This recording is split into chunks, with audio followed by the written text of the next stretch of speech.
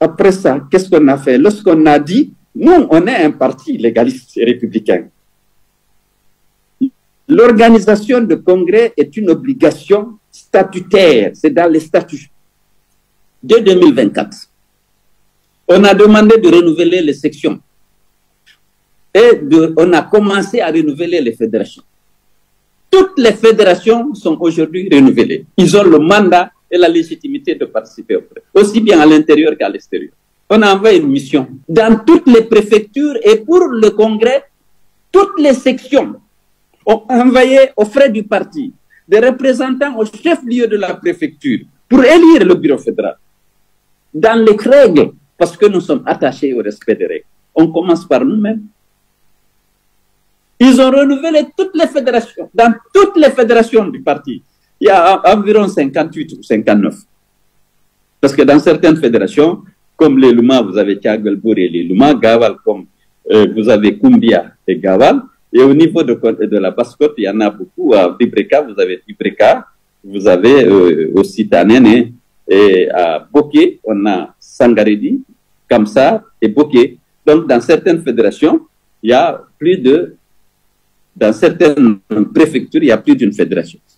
On a envoyé des missionnaires qui sont allés. Toutes les sections sont venues. On a renouvelé les fédérations et ils ont écrit au préfet pour déposer la liste des nouveaux fédérations avec leur numéro de téléphone. Ils nous disent qu'il faut faire renouveler. Nous avons rappelé que c'est une obligation statutaire. On était en train de préparer ça depuis 2024. Toutes les fédérations se renouvellent. On fixe une date. Et puis, paf, la justice dit non. On vous interdit de renouveler. On s'incline parce que nous sommes des républicains. On dit, bon, notre congrès est reporté à une date ultérieure qui sera fixée lorsque la décision sur le fond dans l'affaire opposant Ousmane Gaval à l'UFDG sera prise. Le juge prend la décision et nous autorise à faire notre congrès. Nous lançons, nous convoquons encore le congrès pour le 6 juillet. Et les gens doivent venir. Et puis on attend. Lorsque les gens ont acheté leurs billets, fait les réservations, parce que nous avons plus de la moitié, presque la moitié des fédérations à l'extérieur.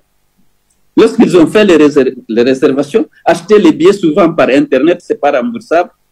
On nous reçoit hier la lettre du MATD pour nous dire qu'il faut suspendre notre congrès. Parce que des réformateurs l'ont saisi, qui n'ont aucune existence légale. Peut-être qu'il leur a accordé un agrément de mouvement politique, de parti politique, d'ONG ou de syndicat, je ne sais pas. Mais sur cette base, on décide qu'il faut suspendre le congrès. Alors que les congressistes sont déjà prêts. Non, je vais juste vous attirer votre attention sur le devoir de résistance. Parce que ces gens-là, ils s'en fichent de la loi, ils s'en fichent de la vérité. Ils veulent tuer l'IFDG et détruire tout avenir politique à votre président. Pourquoi? Alors, on me posait les questions. Pourquoi la question? Pourquoi nous? Chacun a une réponse. Il y a des réponses dont il n'est pas décent d'évoquer. Mais vous le savez, 2010, c'est la même chose. Les langues se sont déliées après. On a gagné les élections, ils avaient dit non, tout sauf un peu. Mais qu'est-ce qu'il y a? Alors, pourquoi ça?